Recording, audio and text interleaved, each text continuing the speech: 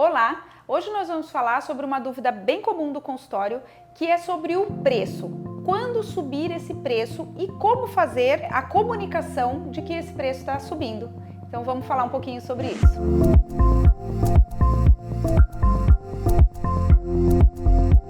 Primeiro, quando subir o preço, a primeira e o mais importante item é a agenda cheia. Se a sua agenda está cheia, ela é realmente um indicador de que seu preço precisa aumentar. Porque, como a gente falou em um outro vídeo, a gente nunca deve trabalhar com 100% da agenda cheia. 100% da agenda cheia significa que a gente não tem espaço para dar assistência para o nosso paciente recorrente que pode vir a precisar de uma consulta de urgência, de uma reavaliação. Então, essa agenda 100% cheia, você precisa subir o preço para dar uma selecionada nesses pacientes. Consequentemente, alguns vão ficar, outros muito pouco, geralmente vão embora, porque esse paciente ele já acompanha com você tem algum tempo, e aí você pode tranquilamente ter uma agenda não 100% cheia e ter espaço para atender novos pacientes que te procuram e também dar assistência aos pacientes antigos que realmente querem ficar com você. E quando a gente fala de você estar com a sua agenda cheia, é você estar com todos os horários disponíveis da semana, então você ter todo o máximo de tempo, né, que você tem disponível de agenda no consultório e todos esses horários cheios. Então é o momento em que geralmente existe essa necessidade, principalmente se você já está fazendo uma lista de espera ou se você só tem a primeira consulta, né? Eu só tenho vaga para um paciente, uma mãe que quer marcar uma consulta de pré-natal para daqui 4 meses. Tem alguma coisa errada aí, muito provavelmente é o seu preço que você precisa aumentar ou aumentar os seus horários. Então, nessa questão da agenda cheia, a gente precisa estar atento a isso, de que você esteja disponível muitos períodos lá no consultório. Às vezes não tanto, não todos, né? Às vezes você não vai trabalhar os 10 períodos de semana no consultório, mas você precisa ter o seu máximo acumulado ali antes de subir o preço.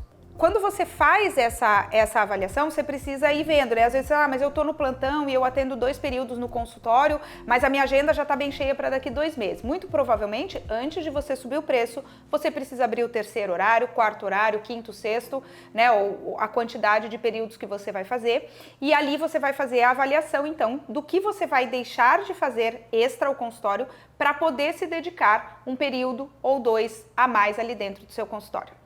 A segunda parte é como comunicar o aumento de preço, né? É a secretária que vai fazer isso. 30 até 60 dias ela pode mandar uma mensagem para os pacientes que estão agendados no próximo mês, comunicando que o valor da sua consulta irá aumentar para tanto X reais. Fim. Ela não precisa justificar, ela não precisa dizer infelizmente ou felizmente ou qualquer outra grande explicação.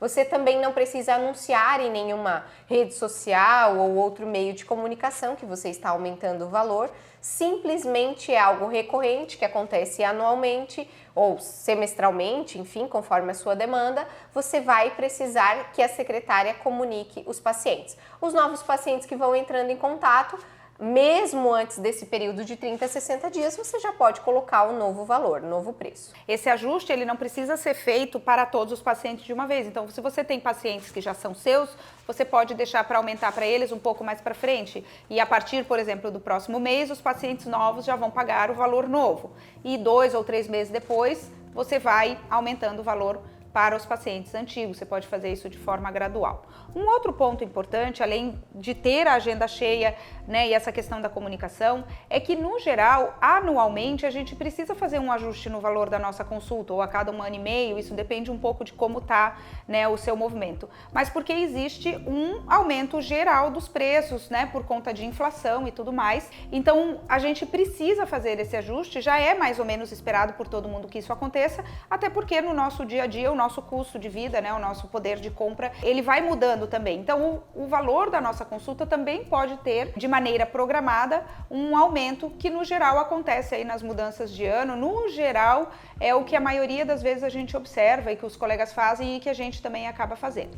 A gente, pontualmente, acaba fazendo esse ajuste de preço por conta dessa questão mais econômica, um pouquinho depois do começo do ano. Então, em vez da gente fazer em janeiro, a partir de janeiro todas as consultas vão aumentar, a gente opta por fazer isso um pouquinho depois, entendendo que, né, janeiro e fevereiro são 2 meses que as famílias, no geral, têm gastos extras, né? Então, você tem IPTU, você tem IPVA, você vai ter material escolar para comprar. Então, a gente acaba optando por esse ajuste anual ser feito mais ou menos março ou abril, porque dá um respiro para as famílias e a gente tem uma boa resposta, né? Sempre teve no nosso consultório uma boa resposta frente a esse problema. Uma outra coisa, como exemplo, é que em 2022 a inflação subiu 5,75%. Ou seja, se você ajustar menos do que esse valor, certamente, apesar do valor da sua consulta ser um pouco maior, você estará recebendo menos, porque o poder de compra diminuiu. Afinal de contas, todos os outros itens que são os seus custos subiram em torno de 6%. Se você aumentou 4%, você ainda está pagando mais caro, o seu poder de compra diminuiu e mesmo a sua consulta estando um pouquinho mais cara, você ainda está ganhando pouco, o seu lucro ainda é menor. Acho que é isso, né? Irmãos. Orem pela inflação.